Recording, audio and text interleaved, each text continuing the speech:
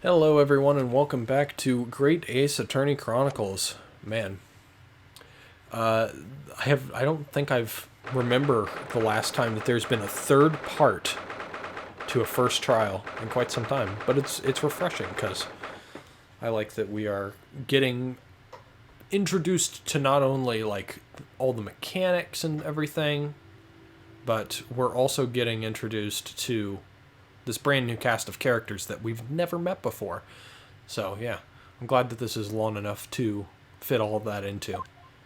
But last time, Susato Mikotoba has showed up with the evidence from the university that Professor Mikotoba asked her to go retrieve. I'm still assuming that she's his daughter, but it'll be interesting to see what this evidence is and how it will help us prove that, I forgot her fucking name. I honestly forgot her name. Brett. It'll help us prove that Josiah Brett poisoned Dr. Wilson's glass. So, without further ado, well, I understand you are the judicial assistant to the defense, but why this sudden ingress in my courtroom? A judicial assistant? And a woman, no less.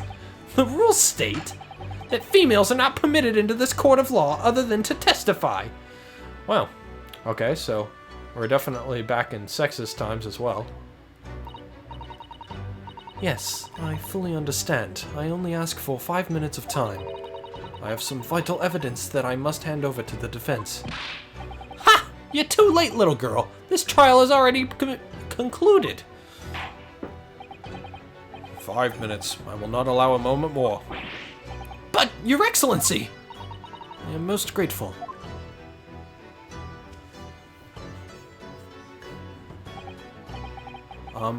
Who exactly are you? I'm sorry, there's no time. Please, simply accept this for now. What is it? A report about something? Written in English? It's Josiah Brett's research. The Englishwoman's? After the trial resumed earlier, I hurried back to the university. I went to Dr. Wilson's laboratory in the medical faculty and borrowed this paper. Oh, yes, that's right. Miss Brett was studying under the professor, wasn't she? So, does this research, whatever it is, have something to do with the case? I'm afraid I don't know. I haven't been able to listen to the proceedings of the trial myself. Oh, no, of course not. Special characteristics of curare and its effects on human subjects. Interesting. Curare? Or curare? What's that? I've never heard that word before. Time's up! The prosecution demands the immediate removal of this female trespasser from the courtroom. There was too little time for me to read it in detail, but I've summarized what I could on a note just inside the cover. If you think it could be valuable, please cast your eye over it. This is wonderful. Thank you. Gisele's report has been entered into the court record. Alright. Goodbye then, and good luck. Alright, so let's check this real quick. A poison made from the bark of certain trees in the jungles of South America. The hunters of the region have used it since ancient times to incapacitate their prey. Special characteristics. Effects. Instant paralysis of the entire body and subsequent death, even in minute doses. Route of entry. The above mentioned effects occur when the poison enters the body through a wound, such as that inflicted by a blowpipe dart.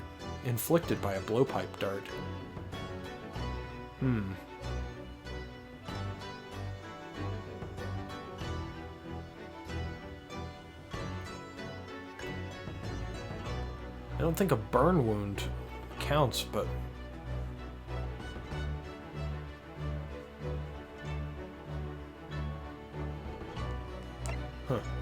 Due to its ability to render the human body paralytic, it's believed that the toxin could have application as an anesthetic. However, a solution for the respiratory arrest caused by caused as a result of full body paralysis must be found first, or patients would die of suffocation. Respiratory arrest. Huh. Well, we know someone in this courtroom that is currently dealing with some respiratory arrest, but I don't know how he would have injected it. Interesting. So that's a few more mysteries for us to solve, I guess. We've had long enough, counsel. We cannot detain our English guest any longer. I ask that the prosecution and the defense now one last time. Does either side have any further evidence to present to the court? I presume not, but... The prosecution has made its case convincingly enough already. Nothing more to add, Your Excellency. Ryunosuke, we're out of options here. This really is our very last chance. Yes, I know. Your Excellency, the defense does have new evidence. That look. The unyielding stare of a true Japanese warrior. Well, Miss Brett? Yes, Your Excellency. If you wouldn't mind, perhaps you could grace us with your presence a little longer. It's a delightful invitation, but I'm afraid it's not so very long until tea time. I'll have to politely decline. Forgive me, Miss Brett. It seems I wasn't clear. I realize it was phrased as a question. However, I must ask you to treat that as an order. I've said it many times before, but the Japanese language makes no sense. My apologies, dear lady. So, counsel, what is this new evidence that demands the court's attention? I guess this. Yes! Miss Giselle Brett, we understand you were studying under Dr. Wilson at Yume University doing research. Research by sheer coincidence, perhaps, into a deadly poison. What? Poison? Where are you going with this, counsel? The toxin known as curare, Your Excellency. Even the slightest amount of this deadly poison entering the body leads to instant death. Objection! What? What complete and utter nonsense? Curare, you say? I've never even heard of it. You wouldn't have done. You wouldn't have done. That's an interesting way of saying that. You wouldn't have done. What do you mean? I mean that you wouldn't have heard of curare before for one very simple reason. It doesn't exist in our country. It doesn't exist? Correct. Which means, no matter what tests the police can do for toxins, they'd never identify curare. Why? Because there is no test available here that can identify the presence of this highly deadly poison. What? Order, order, order! Counsel, does this deadly poison truly exist? According to this report authored by the visiting research student from England, curare has long been used by the tribespeople of South America as a poison to lace their arrows. It seems that it's reasonably well known among European doctors and scientists. To lace their arrows? The report states that it's produced from the extract of a tree that grows deep in the Amazonian jungle, and it was first brought back to Europe at the turn of the century by explorers. It claims that animals shot by arrows laced with curare suffer instant death. It doesn't that about sum it up, Miss Brett?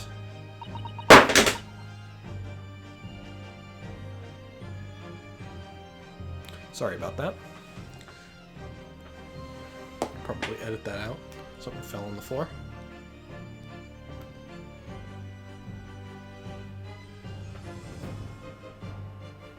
Okay, we're good. Objection! Trumpery! These aspersions are utter trumpery! To start with, if the victim had been administered some of this so-called deadly poison, he would have been squirming and writhing in pain. The other diners surely would have noticed. That's true. What do you say to that, Inspector?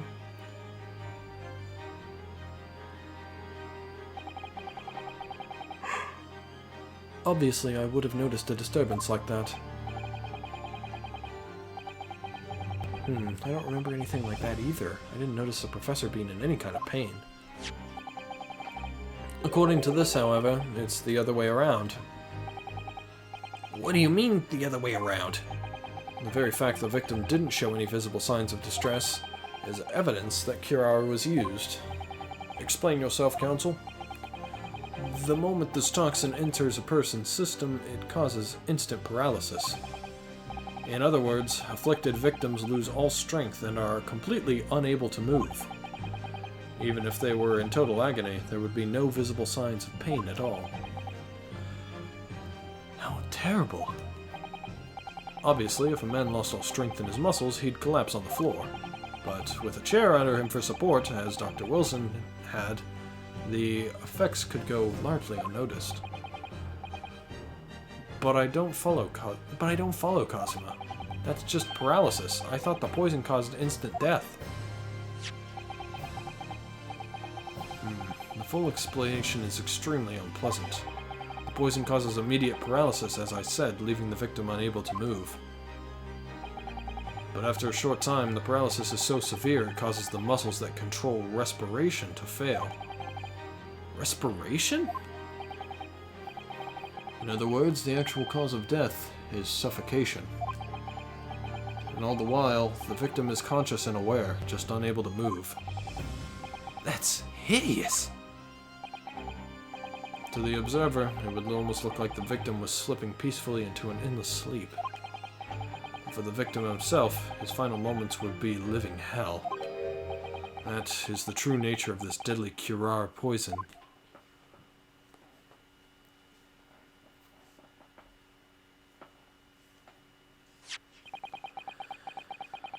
And you're suggesting that this bottle, Counsel, actually contains this terrifying poison? Objection! This is all very convenient, isn't it? A hitherto unknown poison for which there is no means of testing. What a happy tale for the defense. Ahem, if I may. All these facts, you... It is you who must be taught. Of course. Dear lady. So, this is how you Japanese behave, is it? What? You steal another's honest hard work and then announce the results as if you discovered them. I'm appalled. What a loathsome act. Well, Miss Brett, the feeling is mutual. Whatever do you mean? Capitalizing on the unfortunate circumstances of an innocent man to frame him for a heinous crime. That really is a loathsome act. Wouldn't you agree? Objection! Enough of this! I, for one, refuse to accept it. The idea of some poison doesn't even exist in the Great Empire of Japan is breaking the rules. What's so funny? Oh, excuse me, Your Excellency. Yes, Miss Brett? May I borrow that bottle for a moment, please? Well, yes, I don't see, why not?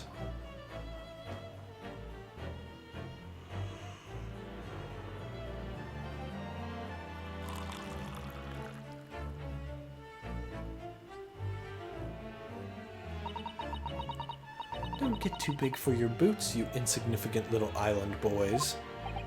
Sorry? To an Englishwoman such as myself, this whole affair is a farcical comedy. Your little police games and these foolish courtroom antics, it's laughable, really. But I'm getting bored of it now, and it's time for the games to end. Cheers! Yes, of course she's going to drink it and show that it doesn't have any poison in it. Wait, what are you doing?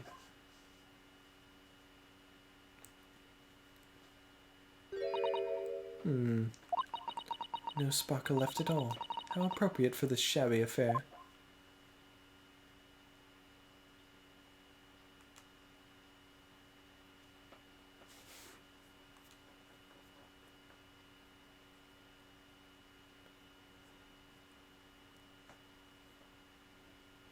Lots of ellipses. Goodness. Whatever is the matter? You all look quite stunned.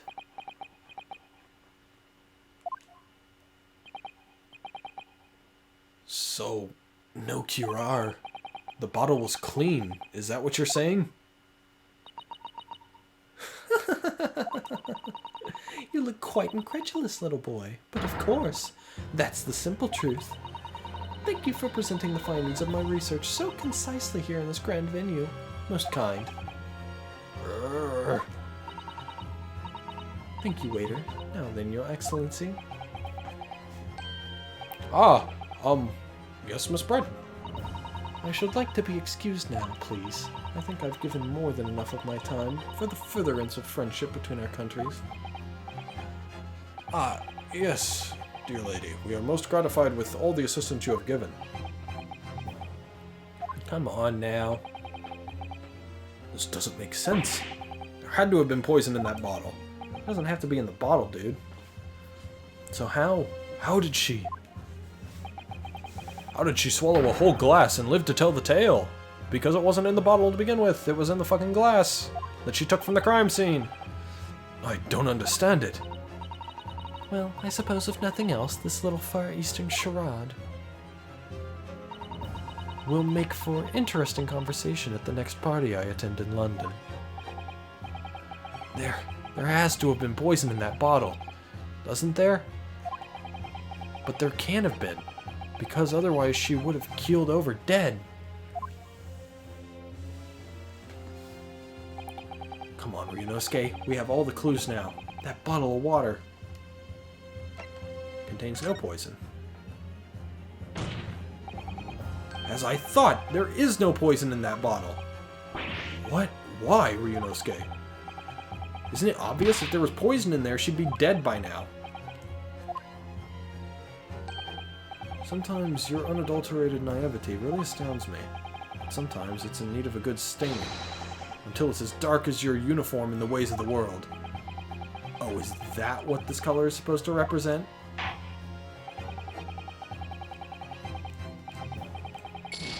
What? It is all poisoned, because that doesn't make any sense. So you're saying there was poison in the bottle? Okay.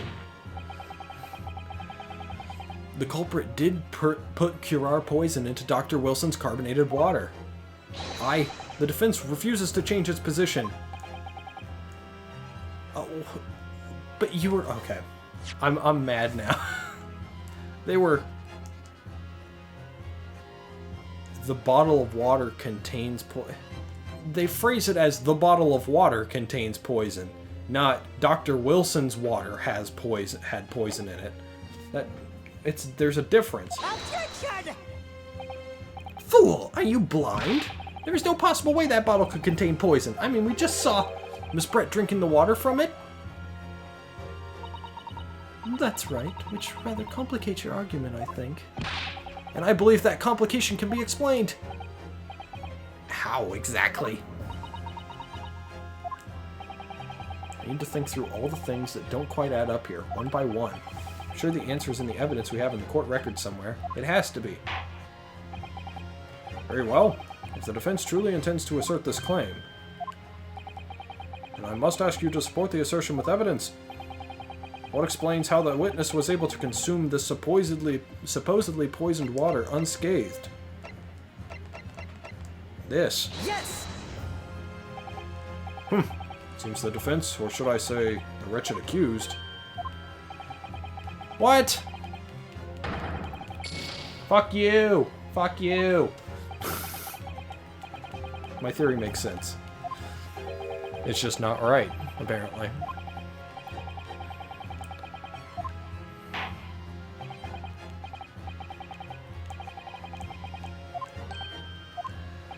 I gotta come up with something else. How the witness was able to consume the supposedly poisoned water unscathed.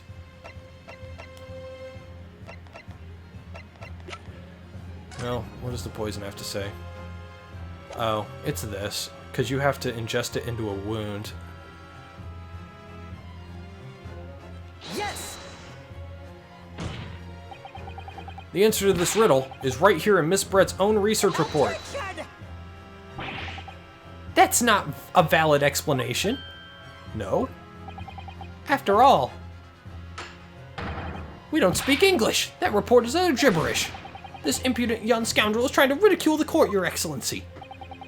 I'm not trying to ridicule anyone, honest. I'm just reading Susato-san's notes. I concur. This report is too extensive to be considered in its entirety by the court. You will direct us to the pertinent section counsel. Which section of the report reveals the alleged answer? Okay, which part is it?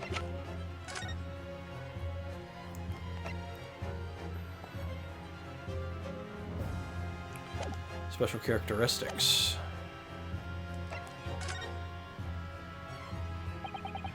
We've been hearing a lot about this Curar poison. And it's left me curious about something. Oh, Counsel? Well, it sounds as though indigenous hunters have been using this poison for years and years, to lace the heads of the arrows that they shoot at whatever prey they're hunting. So we've been led to believe, yes. And the point of hunting is to catch prey to eat. Get to the point, please. But if they were to use these laced arrows, doesn't that mean there would be traces of poison left in the prey the hunters were going to eat? Yes, good point. So surely the hunters wouldn't want to eat their prey, would they? Because then they'd be eating poison. Good gracious, Counsel! No, that would be madness! But I actually found the answer to that conundrum in this research paper here. Under special characteristics it says this. The poison starts to work after entering the body through a wound. Through a wound, you say? I see, that makes sense. Yes, the mention of that particular detail seemed a little strange to me, though. But it all makes sense when you interpret what's written like this. When Curar enters the body through an open wound, it has terrifying poisonous effects. However, when it enters the body via the mouth, it has no poisonous effects whatsoever. What? Oh, that's how it entered through his wound, because he had a tonsil removed. There was an open wound in his mouth. Miss Brett, you authored this research. You knew Curar's special characteristics. And you knew that you could make a spectacle of drinking that water without any danger to yourself. You meddling little... Oh god, the swan's alive.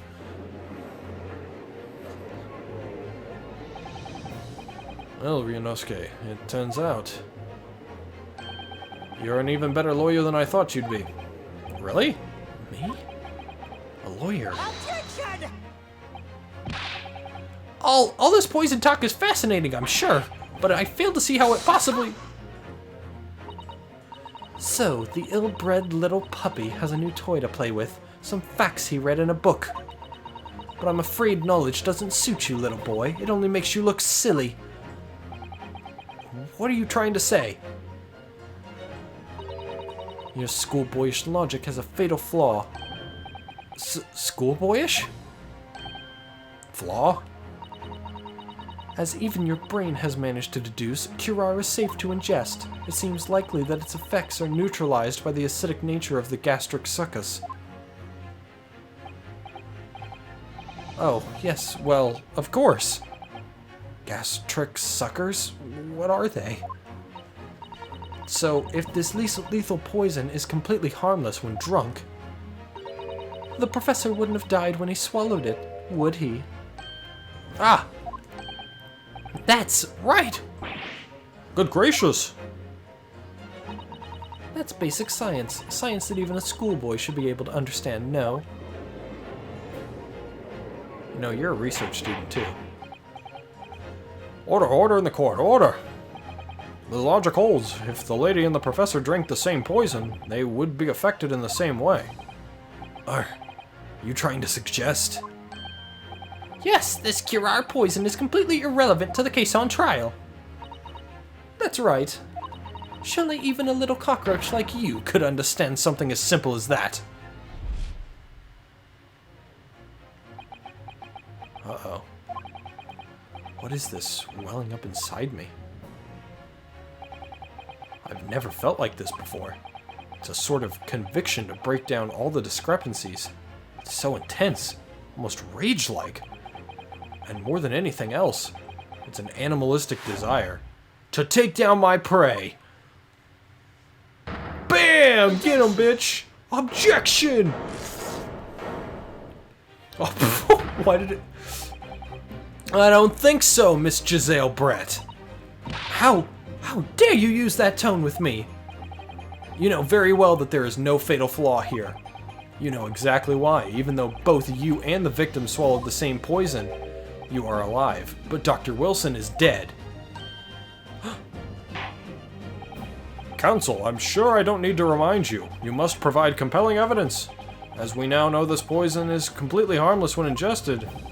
Why would Dr. Wilson alone have been killed by the Curar?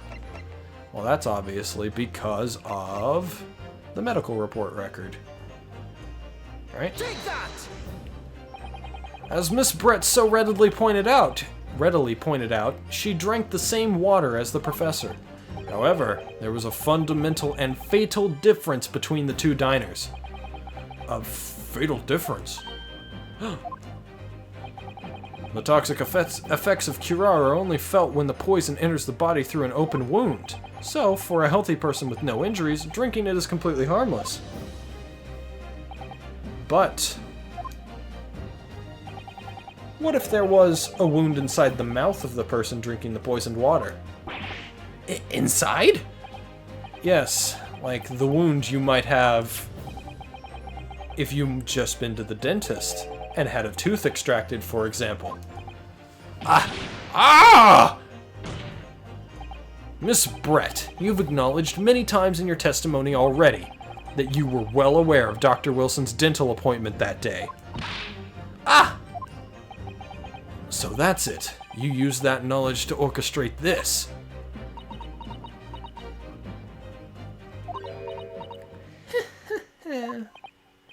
Is she laughing? I don't like to repeat myself, but honestly, I can't resist. These childish courtroom games and your half-baked arguments are also puerile. I don't know how to pronounce that. What do you mean? Don't worry, little schoolboy. You'll find out soon enough. What?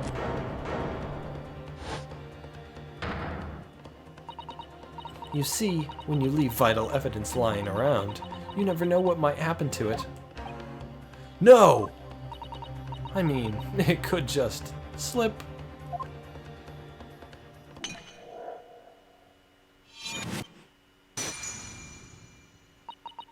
Oh dear, how careless of me. I'm afraid some crucial evidence may have just been tragically destroyed. No! What is it? What just happened? It's the English woman. She just smashed that bottle. And in the Supreme Court, what terrible blunder. Officer, what are you waiting for? Collect up as much of the water from that broken bottle as possible, at once! You're wasting your time. This delightful carpet under my feet here was a gift from the British Empire.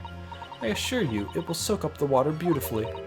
You have neither the technology nor the presence of mind to recover it. Ah ha ha ha ha ha! How could you? You won't get away with this! You can thump the bench and shout as much as you like, little boy. But I'm afraid we'll never know now, will we? If there really was poison in the bottle, or not. You. And let us not forget, we still have some very compelling evidence left intact. Isn't that right, counsel for the prosecution? Oh, of course, of course. You're referring to this photographic print, I assume, dear lady?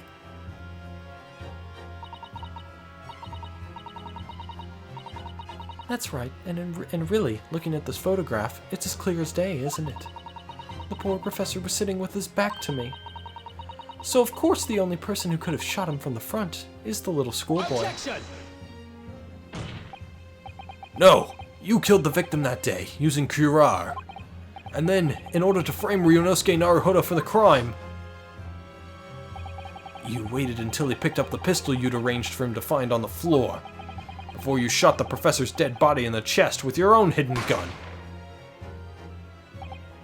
Then, in the confusion that followed, all you had to do was turn the dead professor and his chair around. You see, you had every opportunity to commit this crime.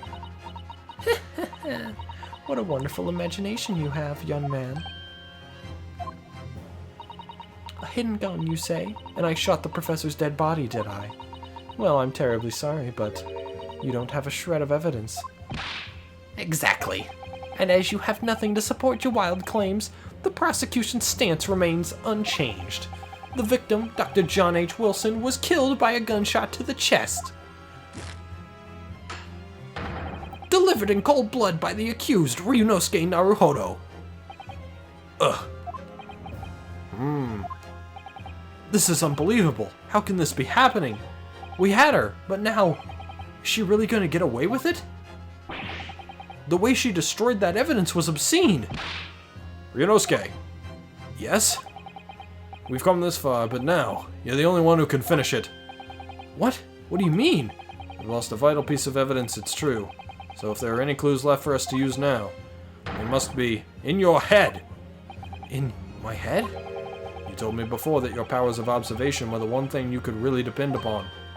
Well, yes, that's true, but I didn't manage to notice that this woman was a foreigner with a swan on her head. So think back again now. Try to remember every last detail about the scene that day. Everything you saw, everything you felt, every color, every smell.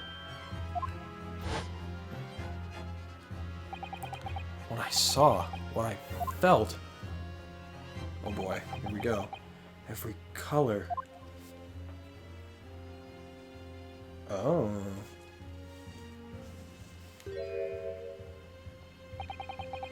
Is Kazuma right? Somewhere in the vibrant memory of this same scene in my head. Could there be another clue to expose the identity of Dr. Wilson's killer? You really want me to click there's nothing? Actually, Kazuma, I think I might have something. Thinking back over everything I saw, I think I might have uncovered another clue. Huh. You always have something up your sleeve, don't you, Ryunosuke? Come on, then. Let us wipe the smug smile off that Englishwoman's face with some evidence. Alright, I can't wait! It's been nagging me for a while now that something feels amiss in my memories of that day. Whatever it is could be the key to arriving to at the truth about all this. It's here somewhere. The clue that shows who Dr. Wilson's real killer must have been is... well, I'm assuming the blood. Because there's nothing else that's different. So, yeah, here we go. Take that! Ooh, a take that. Inspector Hosonaga, answer me this. Yes? What is it? Ugh, he's still miles away, probably thinking about that bottle being smashed. As you've said a number of times now, you strive for perfection in your investigations, don't you? Absolutely. I wonder, therefore, if perhaps you took anything else from the scene of the crime. Like, for instance, the plate of steak that you took to the victim's table that day. Objection! Wait a minute! Where are you going with... Where are you going with this, little boy? It's just a memory that's been troubling me. What memory? I saw the scene shown in this photographic print with my own eyes that day. And I saw that on the wooden base of the plate that the steak was served on. was a spattering of blood. What? Oh, really? And what of it? Obviously, that must have happened when you shot the professor. No, that can't be the case.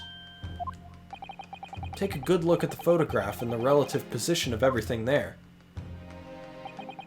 The plate of steak is almost directly behind the victim.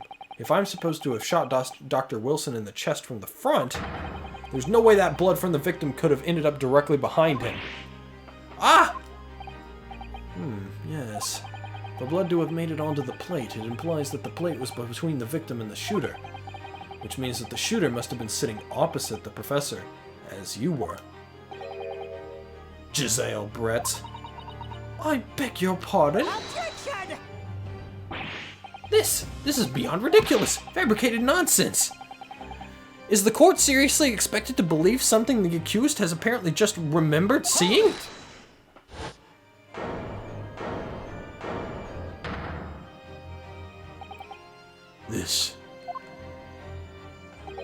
This could be the moment that my entire career in the police force has been leading to. And we will find out how he takes that moment next time on the finale of this case for the Great Ace Attorney Chronicles. Oh boy. Very interested to see just how the climax of this case is going to go, and, of course, what Giselle Brett's breakdown is going to be. I hope it involves the swan, like, attacking her or something. That would be hilarious. But anyway, thank you guys for watching, and I will see you all in the next one.